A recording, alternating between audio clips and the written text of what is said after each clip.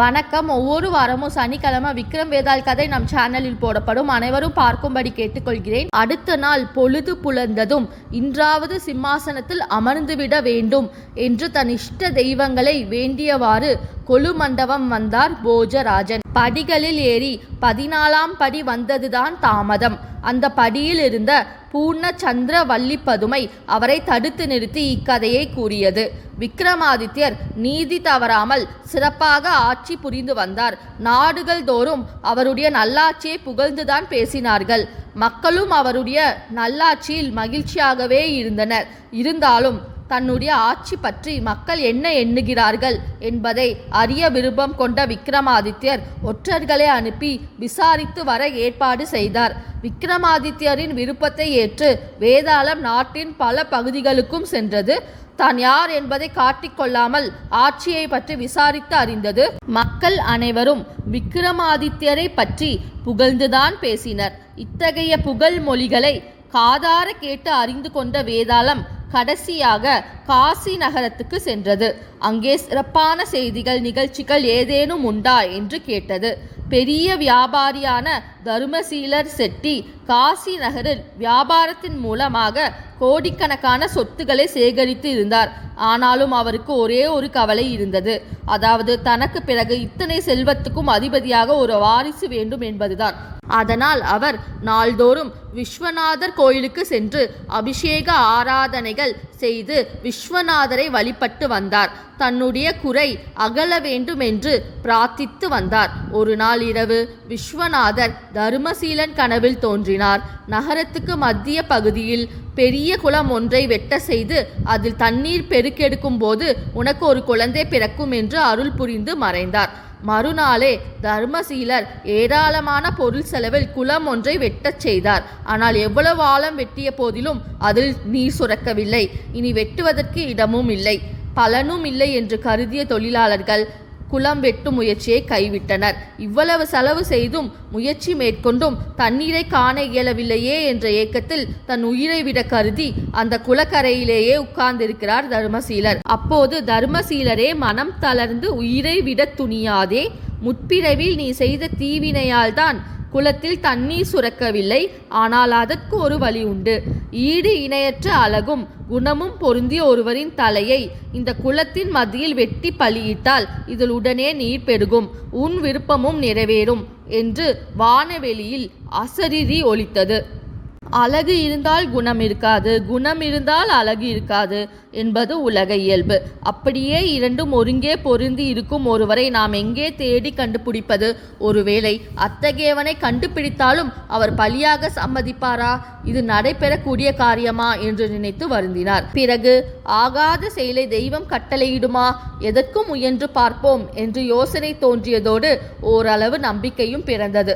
நவரத்தினங்களால் இழைக்கப்பட்ட தூண் ஒன்றையும் 1 கோடி மதிப்புள்ள தங்கத்தால் பதுமை ஒன்றையும் செய்து அந்த தூணில் அழகும் குணமும் ஒருங்கே அமைய பெற்ற உத்தமன் ஒருவர் தானாக முன்வந்து இந்த குலத்தில் பலியாக சம்மதித்தால் இந்த தங்க பதுமையையும் நவரத்தின தூணையும் அவருடைய குடும்பத்தார் எடுத்து செல்லலாம் என்ற வாசகத்தை பொறித்து நகரின் மத்தியில் தூணையும் பதுமையையும் அமைத்து விட்டார். இறுதி முயற்சியாக இதையும் பார்த்து விடலாமே, இதிலும் பயன் இல்லாவிடில் அதன் பின் உயிரோடு இருப்பது எதற்காக, உயிர் துறப்பதே நல்லது என தீர்மானித்தார் தர்மசீலன் செட்டி. நாட்கள்தான் சென்றனவே ஒழிய எவரும் முன்வரவில்லை. நகரெங்கும் இதே பேச்சாகவே இருந்தது. நகர்வலம் வந்து கொண்டிருந்த வேதாளத்தின் காதிலும் இந்த செய்தி விழுந்தது. குளம், பதுமை, தூண் அனைத்தையும் வேதாளம் போய் பார்த்தது.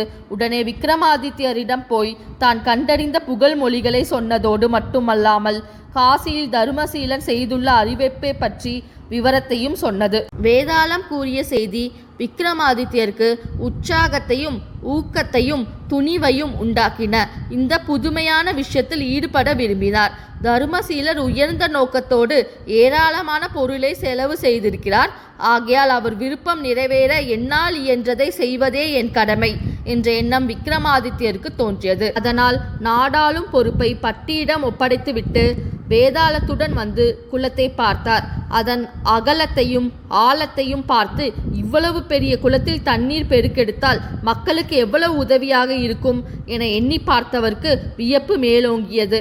இந்த நற்காரியத்துக்காக தன்னை பலியிட்டு கொள்வதற்கு தீர்மானித்தார் விக்ரமாதித்யர்.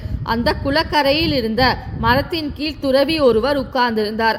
அவர் விக்ரமாதித்யரை பார்த்து, விக்ரமாதித்ய மாமன்னனே, இந்த உடலானது நீர்க்குமிழி போன்றது. காலையில் மலர்ந்த மலர்கள் மாலையில் வாடி வடங்கி விடுகின்றன. நீரில் எழுதிய எழுத்து நிலையாகுமோ? இவை அனைத்தும் இந்த உடலானது நிலையற்றது என்பதை காட்டவில்லையா? புறம் நிலையான புகழுக்கு தான் காரணம் என்ன? புகழ் என்பது தன்னலம் கருதாத தியாகத்தின் விளைவு. அது மட்டுமே நிலையானது, என்றும் அழியாததும் கூட. அந்த புகழ் என்றும் நிலைத்திருக்கும். ஆகவே இந்த நற்செயலில் நீ இறங்குவது மிகவும் சிறந்த ஒன்றாகும் என்றார். துறவியின் அறிவுரை விக்ரமாதித்யரை தீவிரமாக செயல்பட தூண்டியது. உள்ளத்தில் மகிழ்ச்சி பொங்க உஜ்ஜயினி மகாகாளியை வணங்கியவாறே குளத்தின் மத்தியில் இறங்கினார். பின்னர் தன்னுடைய உடைவாளால் தன் கழுத்தை அறுத்து கொண்டார். இரத்தம் குபு குபுவென பாய்ந்தது. உடனே இறைவன் அவர் முன் தோன்றி, விக்ரமாதித்யனே, உனக்கு என்ன வரம் வேண்டும் என்று கேட்டு நின்றார். எனக்கு வேறு என்ன வேண்டும்? இந்த குளத்தை வெட்டிய தருமசீலன் மனம் பூரிப்படைய என்றும் வற்றாத அளவில் இங்கு தண்ணீர் நிறைந்திருக்க வேண்டும் என கூறினார் விக்ரமாதித்யர். விக்ரமாதித்யரின் கோரிக்கையை ஏற்று இறைவன் அருள் புரிந்தார். குளத்தில் தண்ணீர் குபு குபுவென்று பெருகி வந்தது. அந்த காட்சியை பார்த்து அனைவரும் மகிழ்ச்சி அடைந்தனர். காளிதேவியின் அருளால் மீண்டும் நலம் பெற்று கழுத்தில் அறுபட்ட புண் எதுவுமே தெரியாத நிலையில் வேதாளத்தின் மீதேறி உஜ்ஜயினி மகாகாளி பட்டணம் சென்று காளி தேவியை வணங்கி நின்றார். அதே நேரம் காசி நகரத்தில் குளத்தில் நீர் பெருக செய்தியை கேட்டு ஊர் மக்கள் அனைவரும் திரண்டு வந்து பார்த்தனர். ஆனந்தம் அடைந்தனர். இத்தகைய தியாகம் புரிந்தவர் யாராக இருக்கும் என ஒருவரை ஒருவர் கேட்டுக்கொண்டனர். இவ்வளவு பண செலவு செய்தும் தண்ணீர் வரவில்லையே என்று கவலைப்பட்டு கொண்டிருந்த தருமசீலன் செட்டியாருக்கு இந்த செய்தி தெரிவிக்கப்பட்டது. அவர் பெரிதும் ஆச்சரியமடைந்தார், மகிழ்ச்சியும் அடைந்தார். குளத்தை பார்க்க ஓடோடி வந்தார். குளக்கரையில் மக்கள் கூடி நின்று மகிழ்ச்சியோடு காணப்பட்டனர். குளத்தில் நீர் நிறைந்து காணப்பட்ட காட்சியை கண்ட தருமசீலர் ஆனந்த கண்ணீர் வடித்தார். இறைவனை வணங்கினார். இந்த நல்ல காரியத்துக்கு தன்னை பலியிட்டு கொண்ட வீர தியாகம் புரிந்த உத்தம புருஷர் யார் என விசாரித்தார்.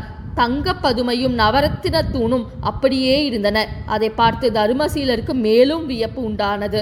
அப்பொழுது வானத்திலிருந்து அசரீரியாக, தருமசீலரே, இந்த குளத்தில் நீர் நிறைய வேண்டும், அதனால் மக்கள் நன்மை அடைய வேண்டும் என்பதற்காக தன்னை பலியிட்டு கொண்டவர் வேறு யாருமல்ல, விக்ரமாதித்யரேதான்.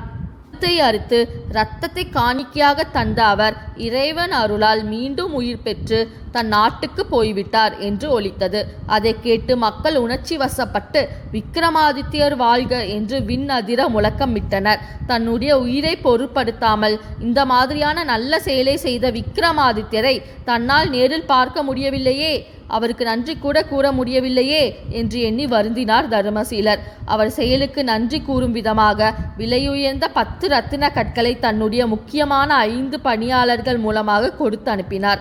ரத்தின கற்களை கொண்டு சென்ற வேலையாட்கள் திருடர்கள் வழிமறித்தனர். ஆனால் அவர்கள் ரத்தினங்களை முன்ஜாக்கிரதையாக வாய்க்குள் போட்டு விழுங்கிவிட்டனர்.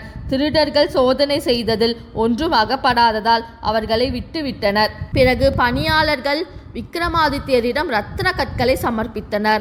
அந்த ரத்தின கற்களை பெற்றுக்கொண்ட விக்ரமாதித்யர் பத்திரமாக கொண்டு வந்து சேர்த்தமைக்காக அவர்களை பாராட்டினார். பாராட்டியதோடு நிற்காமல் ஆளுக்கு 1 வீதம் 5 ரத்தின கற்களை கொடுத்தார். மீதமிருந்த 5 ரத்தின கற்களை தம்மிடம் உதவி கேட்டு வந்த 5 ஏழை பிராமணர்களுக்கு கொடுத்து அவர்களை மகிழ்ச்சியடை செய்தார். பின்னர் முன்பொரு சமயம் இந்திரனிடமிருந்து தான் பெற்ற பட்டு பீடாம்பரத்தை எடுத்து வந்து ரத்தின கற்களை கொண்டு வந்த பணியாட்களிடம் கொடுத்து தன் சார்பாக அதை தருமசீலரிடம் கொடுத்து விடுமாறு கேட்டுக்கொண்டார். இவ்விதம் கூறி வந்த 14ஆம் படியில் இருந்த பதுமை, போஜராஜனே, மேகமானது எப்படி பயன் எதிர்பாராது மழை பொழிகிறதோ அதுபோல் எங்கள் விக்ரமாதித்ய மகாராஜா தானே முன்வந்து தன் உயிரை தர துணிந்தார். விக்ரமாதித்யரின் சிறப்பை இதைவிடவும் எவ்வாறு கூற முடியும்? தன்னுடைய உயிரையும் பொருட்படுத்தாது மக்கள் நலம் நாடும் பெருந்தன்மை விக்ரமாதித்யரை தவிர யாருக்கு வரும்? அவரை போல உயிர் தியாகம் செய்யும் ஆற்றல் உனக்கு இருக்குமே, ஆனால் இந்த சிம்மாசனத்தில் அமரும் தகுதி உனக்கு உண்டு என்றது.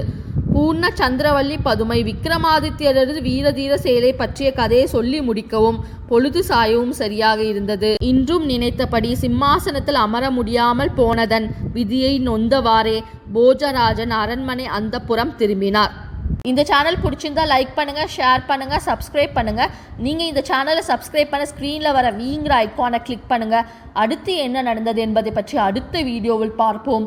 ஒவ்வொரு வாரமும் சனிக்கிழமை விக்ரமாதித்யர் கதை நம் சேனலில் போடப்படும். அனைவரும் பார்க்கும்படி கேட்டுக்கொள்கிறேன். நன்றி.